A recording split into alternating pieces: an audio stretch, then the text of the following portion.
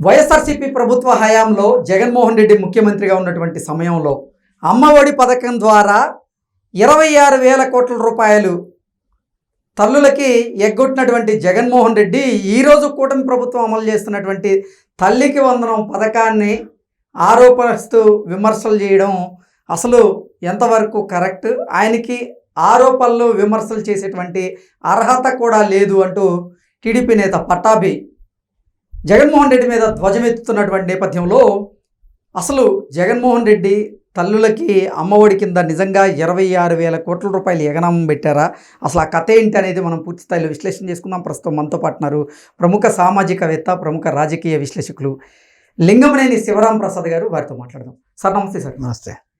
అమ్మఒడి ద్వారా జగన్మోహన్ రెడ్డి తల్లులకి 26,000 కోట్ల రూపాయలు ఎగనామం పెట్టారు.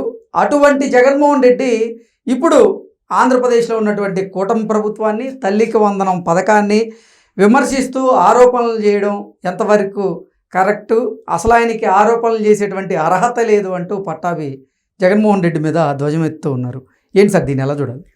అంటే ఒకటి రాజకీయ విమర్శలు చేయటం అది వేరు, కానీ 26,000 కోట్ల రూపాయలు ఎగ్గొట్టడం ఏంటి? కాకపోతే అసలు అమ్మ ఒడి అనేది మొదలైందే జగన్మోహన్ రెడ్డితో.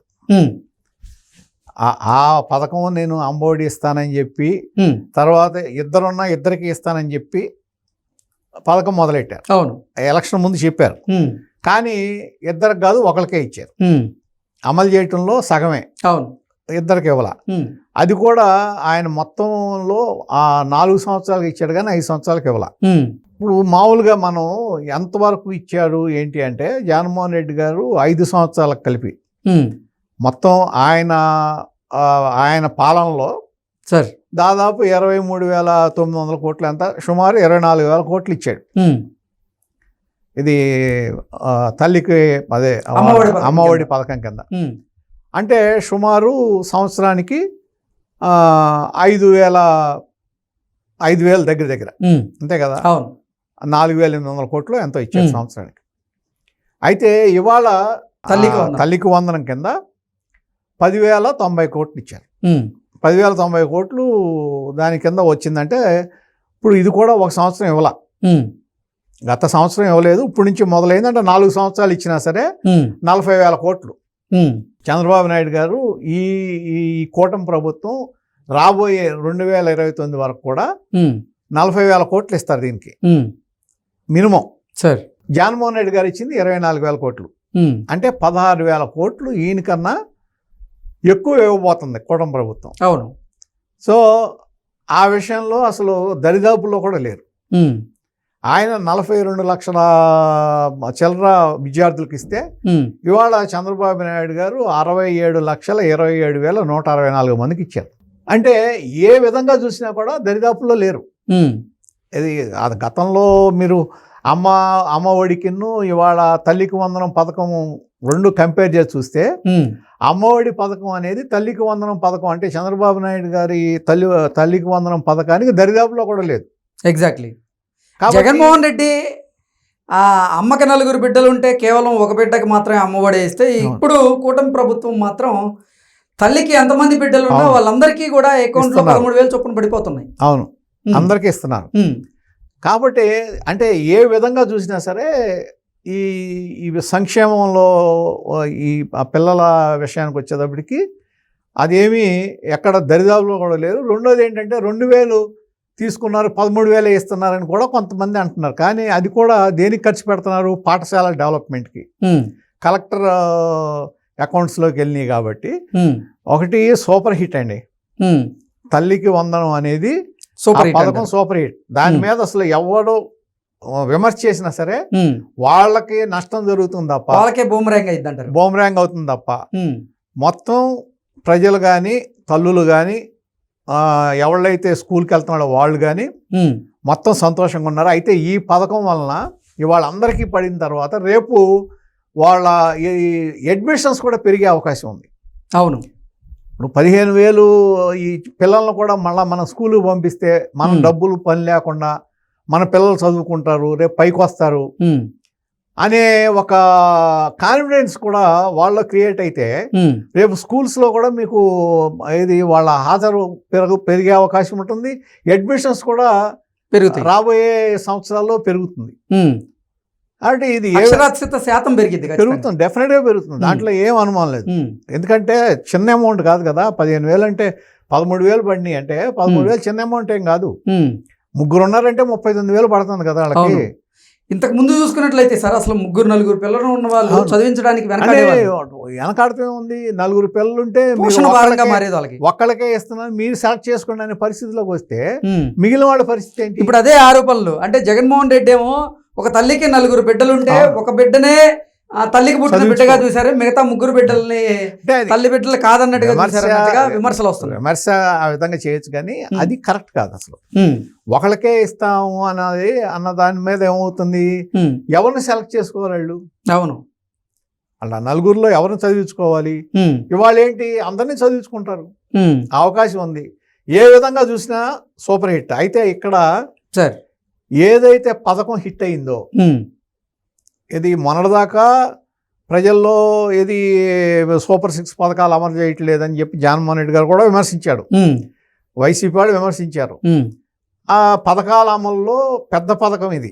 అవును, అంటే పెన్షన్ ఆల్రెడీ అమలు చేశారు, మిగిలిన పెన్షన్ కింద ఏడాదికి 34,000 కోట్ల పైగా 34,000 కోట్లు పెన్షన్కే వెళ్ళిపోతారు.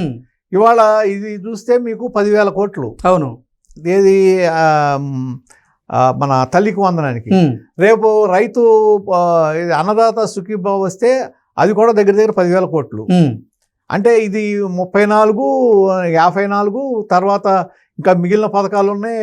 ఇది ఉచిత గ్యాస్ సిలిండర్ కింద 2,800 కోట్లు ఉచిత గ్యాస్ సిలిండర్ ఉంది. తర్వాత రేపు ఆగస్టు 15 నుంచి మహిళలందరికీ కూడా అది కూడా దాదాపు 3,000 కోట్లు ఎంత అవుతుంది. ఇవన్నీ కాకుండా సార్ ఇప్పుడు చంద్రబాబు నాయుడు గారు మళ్ళా మహిళలకి ఎవరైతే అర్హత ఉన్నారో, అర్హత కలిగిన మహిళలకంటే బీపీఎల్లో ఉన్న మహిళలకి 18 సంవత్సరాలు దాటిన తర్వాత 58 సంవత్సరాల వరకు వాళ్ళకి నెలకి 1,500 ఇచ్చే విధంగా అది కూడా త్వరలో అమలు చేస్తున్నాం అంటున్నారు. అది కూడా మీకు లెక్కేసుకుంటే నేను అనుకున్నాను అది కూడా దాదాపు 10,000 కోట్లు అవుతుంది. 7,000 కోట్లు తక్కువ అది కూడా.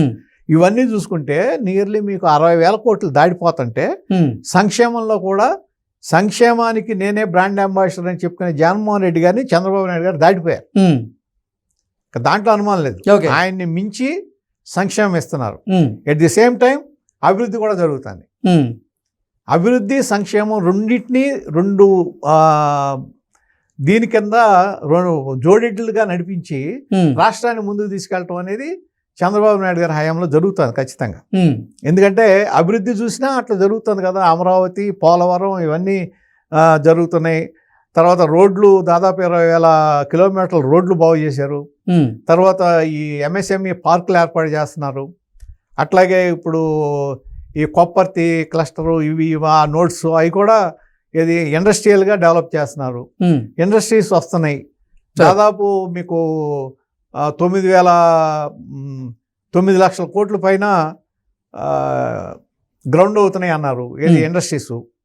దాని ద్వారా కూడా దాదాపు 6 లక్షల ఉద్యోగాలు వచ్చే అవకాశం ఉంది. ఇవన్నీ మనకు కనపడుతున్నాయి కళ్ళ ముందు. అలాగే అమరావతిలో క్వాంటమ్ వ్యాలీ, అది మీకు జనవరిలో స్టార్ట్ అవుతుంది. వచ్చే సంవత్సరం జనవరిలో క్వాంటమ్ వ్యాలీ స్టార్ట్ అవుతుంది. ఇవన్నీ ప్రోగ్రెసివ్. ఓకే, ఏది మనకు రాష్ట్రానికి ఆదాయం తీసుకొచ్చాయి. ఆ ఆదాయం తీసుకొచ్చేది ఒక పక్కన జరుగుతుంటే సంక్షేమం కూడా అదే స్థాయిలో జరుగుతుంది. కానీ ఈ సంక్షేమాన్ని కానీ అభివృద్ధిని కానీ పర్ఫెక్ట్గా ప్రజల్లోకి తీసుకెళ్ళటంలో ఎమ్మెల్యేలు టోటల్గా ఫెయిల్ అవుతున్నారు. ఓకే, ప్రజాప్రతినిధులు ఎవరైతే ఉన్నారో మినిస్టర్స్ కూడా, మంత్రులు కూడా, వాళ్ళు ఈ ఉన్న ఒక పాజిటివ్ అట్మాస్ఫియర్ని, పాజిటివ్ ఇమేజ్ని ప్రజల్లోకి తీసుకెళ్ళటంలో మాత్రం వాళ్ళు చాలా వెనకబడి ఉన్నారు. ఓకే, అది ఒక విధంగా చెప్పాలంటే ప్రభుత్వానికి వాళ్ళు చేసిన పని చెప్పుకోలేకపోతే, అంటే అసలు ప్రభుత్వ విధి విధానాలను ప్రజల దృష్టికి తీసుకెళ్లడంలో విఫలమైతే మాత్రం అది రాను రోజుల్లో ఇబ్బందిగా అవుతున్నారు. ఆ మాట చంద్రబాబు గారు అంటున్నారు కదా, మీరెందుకు తీసుకెళ్ళట్లేదు, ఎందుకు వెళ్ళట్లేదు అన్నప్పుడు ఇదివరకే 95లో ఆయన ఫస్ట్ టైం సీఎం ముఖ్యమంత్రి అయిన తర్వాత విద్యుత్ సంస్కరణలు తీసుకొచ్చారు. తీసుకొచ్చినప్పుడు విద్యుత్ సంస్కరణల విషయానికి వచ్చినప్పుడు మొత్తం ఎమ్మెల్యేలను అందరినీ ప్రజల్లోకి వెళ్ళి మీటింగులు పెట్టి ఎక్స్ప్లెయిన్ చేయమన్నారు.